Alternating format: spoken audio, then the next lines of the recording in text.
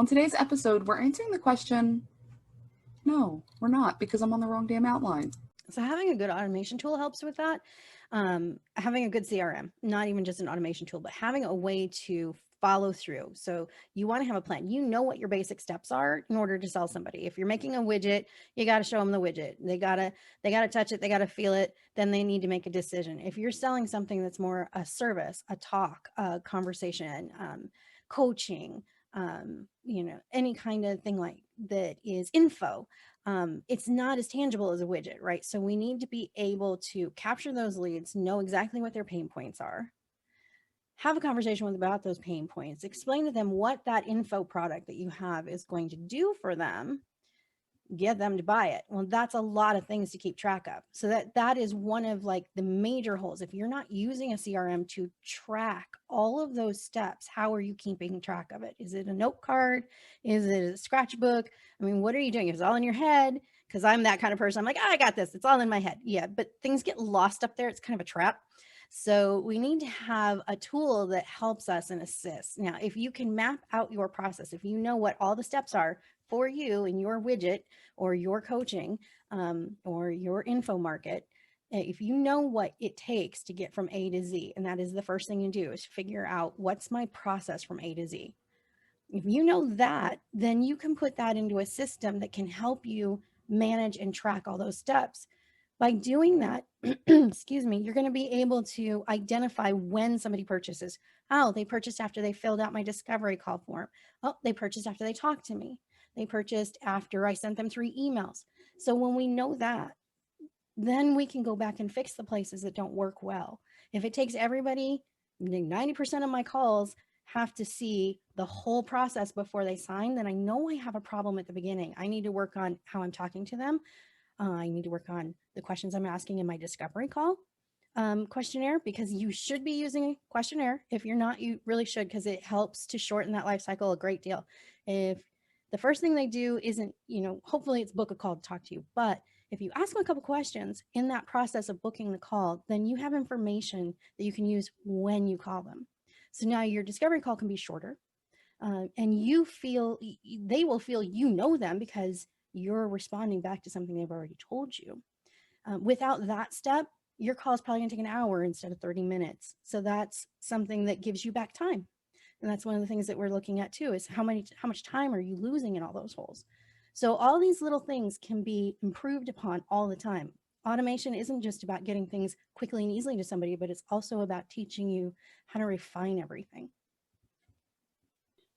You talk a lot about automation and you talk about different opportunities and ways to fill these gaps. What is this going to be? What's this going to look like exactly as an example? Is it just the emails that we send out? How do we sort of manage this to kind of get it done? As an example, let's talk about something tangible.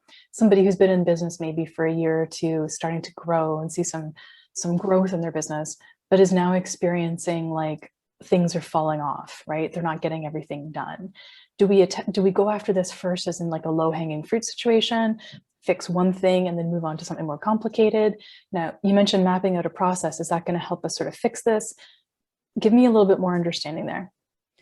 So, excuse me, as a first step, I would, in my discovery call, if I was bringing somebody in to say, let's automate everything that you're doing, in my discovery call with them, I'm going to ask questions like, what are you missing, right? Do you need more time? Do you need more help? What's your process look like? How long does it take somebody to go from a customer to, or from a lead to a customer? And what all do you have to promise and give them in order to get them there? So if you're sending 10 emails and 3 extra PDFs and you're doing 3 phone calls, that's a lot, right? How can we refine that down? So we need to look at your process, put it into a system that can manage it and help you to identify the places where, hey, either automation can do that, I can get somebody else to do that, because you don't always have to be the person that does something. You can get a really inexpensive VA that can do some of those little things for you. I'm a person who does as much process automation as I do marketing automation. It isn't always about the emails. A lot of times it's just about automating the process so we don't lose things. If you put every lead into a CRM and then we task you through that process, okay, it's been 3 days since they got the last email. This is actually one that needs a call, and we create a task for you to do that. Then that's something you don't have to think about every day. Like, I don't have to be sitting here going, oh my gosh, what happened to Judy? Do I need to talk to Judy? Is today the day I talk to Judy? Let me find all my little notes and see when I was supposed to talk to her.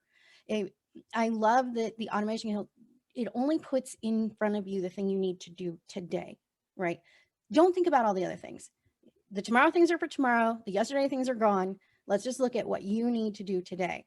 And as long as we can keep it clean, you're focused, that gives you more time, it gives you less stress. So we really got to get those. And then again, those points where it doesn't have to be you, it can be somebody else. Here's one of the things I like to put in all my automations, though, something called accountability.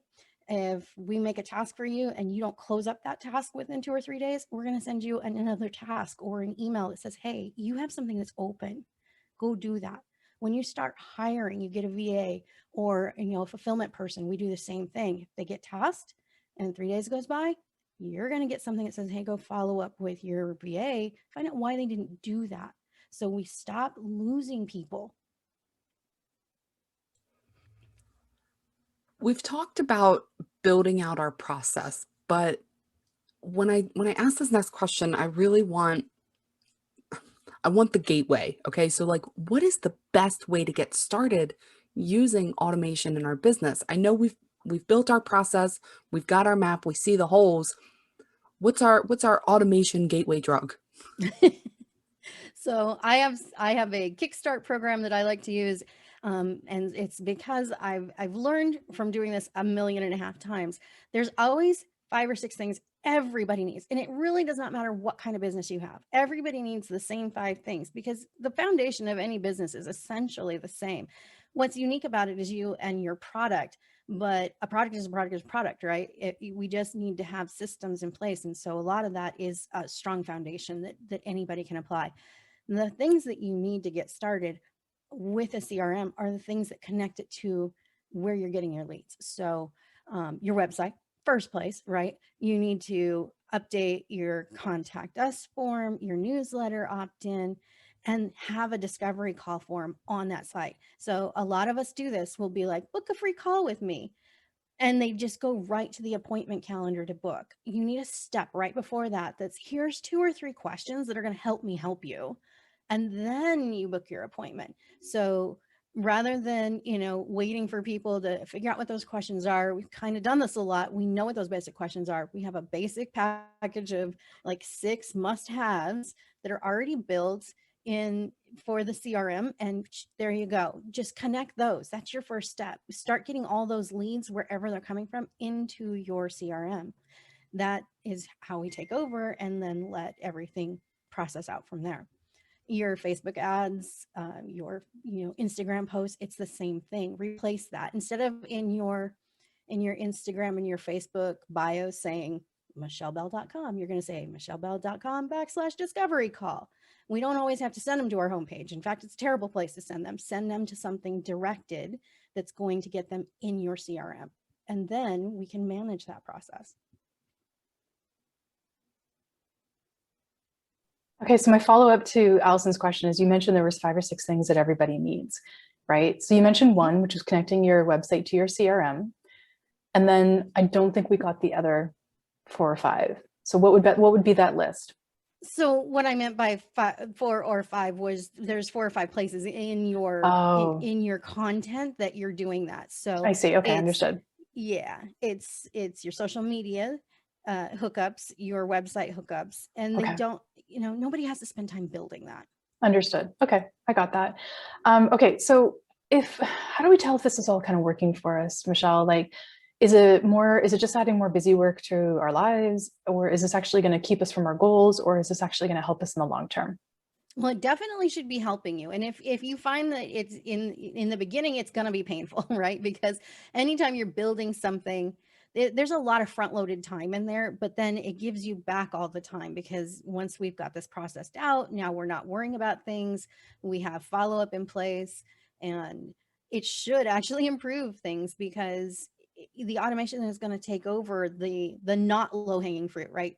Easy calls, they buy right then and there. It's the follow up on all the 80% that aren't the easy that we're automating. So if we're doing that, we're creating conversation. We're now following up with them immediately, 30 minutes after the appointment, tomorrow, 2 days from now. We're sending automated messaging, giving them the link to go buy. That should improve your sales, because otherwise that might have sat on your desk for 3 or 4 days before you got up the nerve to call them and say, hey, I want your money.